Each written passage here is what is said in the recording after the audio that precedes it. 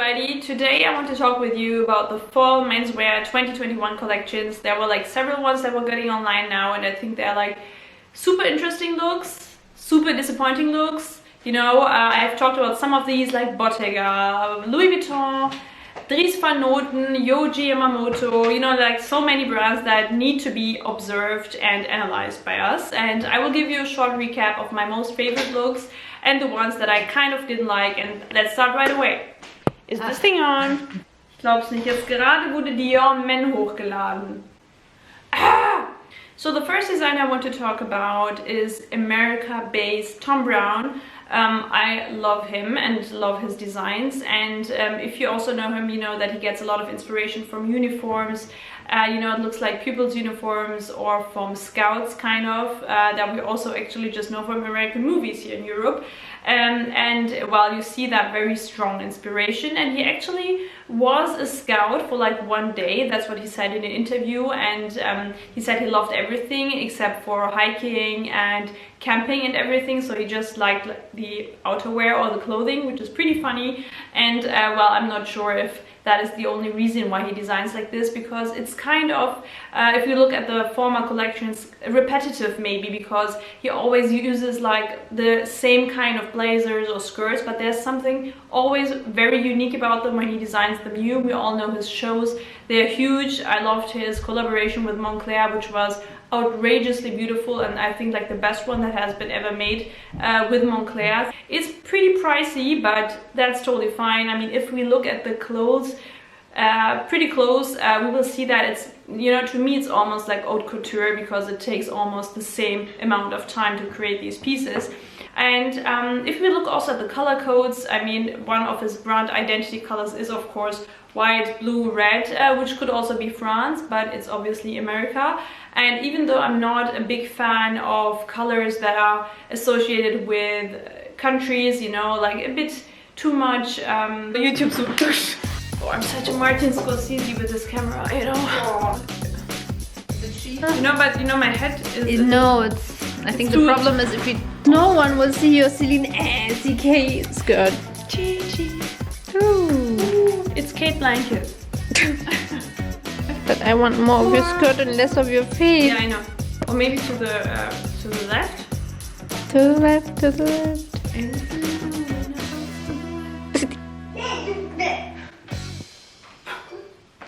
I do not like too much of this patriotism. I still think that he is very well able to kind of hide it in between and do not be like this very American brand. In my opinion, Alexander Wang, for example, is also very American, and he also has this logo where you have this flag-like looks.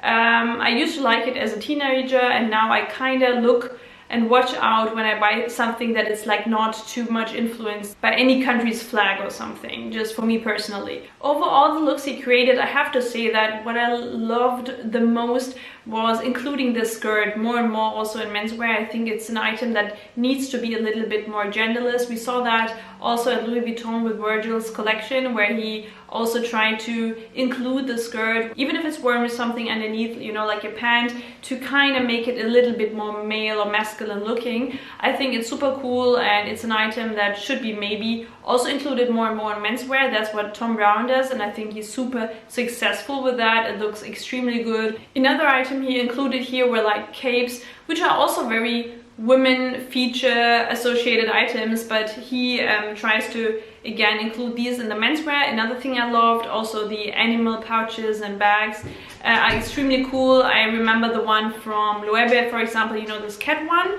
which I didn't get because I thought it's not necessary, but you mean the JW one? No, I mean, like, you know, they had this bag that is actually just like a stuffed animal.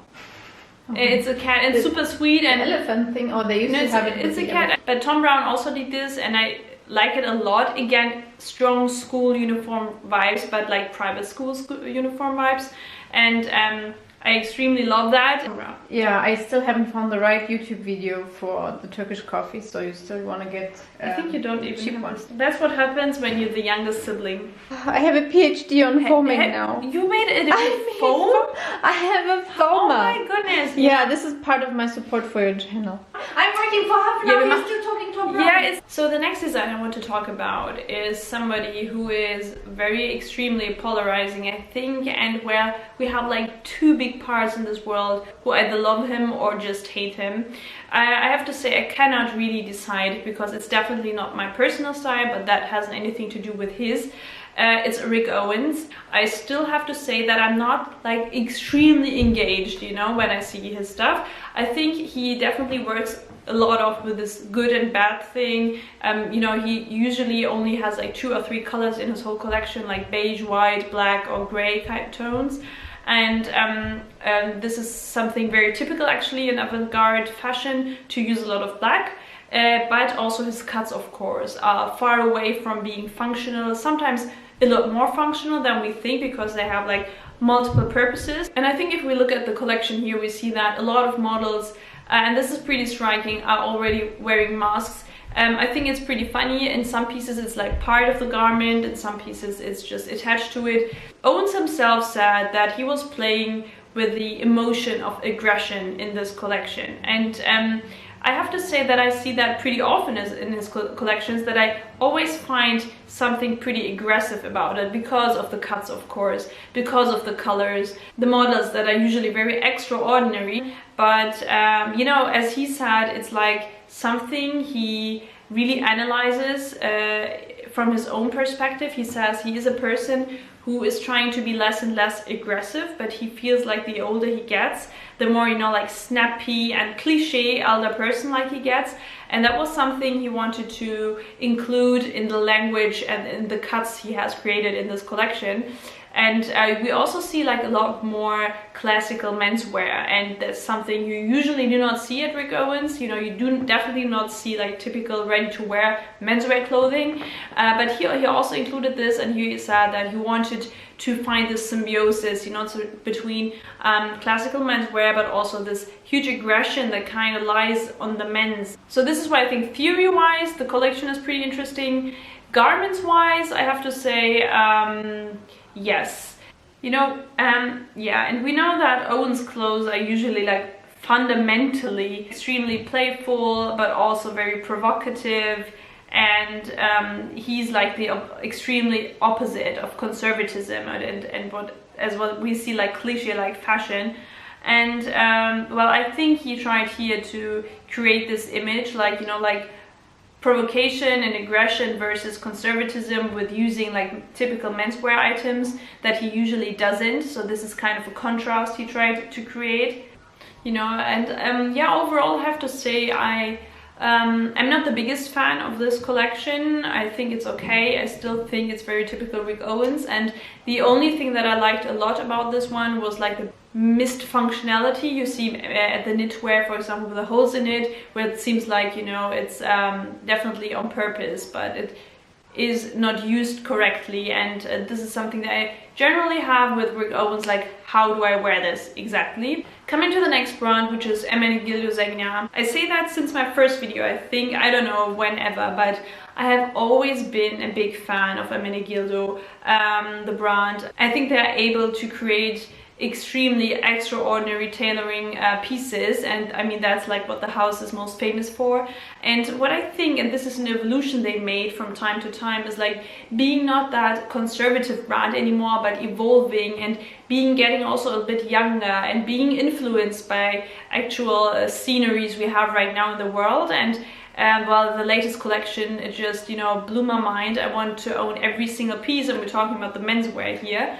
But you know, a lot of like this knitwear items, still a strong concentration on tailoring, but also changing the garments, changing the fabrics, trying to wear knit blazers, knit pants. You can find them somewhere else, of course, not only of Ermenegildo, which might be like around $2,000 per piece, I don't know. But there are a lot of pieces, and this is a very influential style I think he created, and something to follow. So this was also a collection I loved a lot. My favorite Belgian, of course, Dries Van Noten, one of my forever favorite designers. I love his garments, the imagery, you know, this women image he created. And I think also, like, what didn't go that well was that he was kind of neglecting the menswear. that was something that was very obvious to me, like Prada did also, for example. I mean, we have this issue if you start maybe as a women's wear designer, that you try to concentrate more on the women. Dries Van Noten. Yeah, I had Ermenegildo and Rick Owens in between. Oh, okay. Yeah, Rick Owens, how did you... I just said like, on Rick Owens, like 3 sentences. It was like... there are books written about this guy. I know if you look at the collections before, we definitely see like more the classical Dries Van Noten speaking with his flowers and prints and everything. But I actually liked it here a lot because I wasn't that sure about Dries menswear until now. But this time, and I think it's pretty striking what he said, is like felt like he had the time to concentrate on the cuts and the boldness and the feeling you have when wearing something. You know, you're like not trying to impress with colors and garments and flowers and everything he uses usually, but this time, you know, to create new shapes, to create a new feeling when wearing these garments. And I think here we have like some super inspirational new forms that we weren't also used to see at menswear, you know. Even you know, he changed like the looks we usually have of jackets. He elongates them, makes them skirt-like. He uses t-shirts with a, you know, which are actually thickened because they are like 2 layers, but also to create a crisp look, but at the same time to be comfy and loose. He said that he created wool jackets that was so light, so it's very unfortunate that people weren't actually able to touch it like afterwards, like it's usually the case, you know, to see it before or after the show.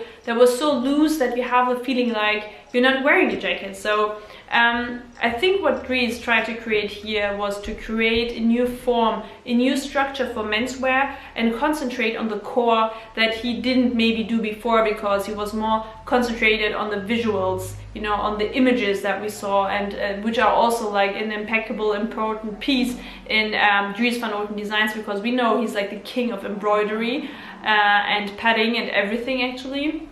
You know, I mean, I have this one Dries Van Noten jacket and it has this embroidery. It's like unbelievable. I haven't seen anything yet that beautiful. But this time, you know, even though it might seem not typical Dries, we see that he concentrated on something extremely different. We see that this is definitely an influence of the pandemic we have right now in general over all the brands, to concentrate on the core, what is important. And he started to play with shapes this time, and I think he was extremely successful with that. Also tell me what you think about it, because I love the colors, and I also like this lighting game. You know, they're standing on these stairs, and I think you kind of saw this incoming from the spring 21 menswear collection, which was extremely beautiful. But this was a lookbook I just, you know, would like to have printed and on my walls and everywhere, because the colors were beautiful. They looked like single art pieces and not fashion anymore. And there he used a little bit more color, and I think here this time he worked a little more, you know, on the boldness and the cuts and the refinement of these things. And I think he was very successful. Well, extremely inspirational to me, and also pieces I like to own for myself. I'm definitely a big fan of the socks, because as some of you know, I have this huge socks addiction. No, I just like beautiful socks, and I think they're very rarely made usually. Overall, I have to say that I do not see a huge shift in designers who I liked before and after this collection. I think it's still like I tend to get to the classical brands I love, like Zegna, Jonathan Anderson. I follow at least as much menswear as I do women's wear, because I think even though menswear needs to improve in a lot of points, because designers usually dare, I think, a lot more what the women's do, because they are still like the main consumers, even though in luxury business there are more and more men's also consuming. They still dare a lot more in terms of women's, and then kind of imply this to menswear. This maybe should change, but well, I can't recall a single menswear trend that was like later adapted to women, you know. So tell me if you'd prefer me to speak only about one designer, you know, and his background and his one collection, or like many designers and just give you like short insights about their collections. Because I think that fashion is about looking at stuff and not talking so much about it. I think it's better to deep dive into one brand than just, you know, to give an overlook. But sometimes I think I just want to see more nice pictures. Yeah. So just tell me what collection you liked extraordinarily, or which one you didn't like. I guess we have enough designers on both sides for this. I think people can see your underwear. No, they don't see anything. Which was one of your favorite Tell her things? that there are so many English courses on the net. I hate you. And which was one of your favorite picks in this latest fall menswear collection? I think I named a few, but I would really like to know what you also liked a lot. Was it a blanket? Was it furniture? Hey, you know, this is not just, it's also a skirt. You know, you're doing me injustice. Anyway, okay. So tell me, no, jetzt habe ich noch schon mal gesagt. What other designers are there that you are more interested in? These were like the bigger ones. Of course, we have like niche ones. I have a video where I talk about like my favorite niche ones, which you can also watch. And yeah, just keep me updated with your opinion. Beautiful.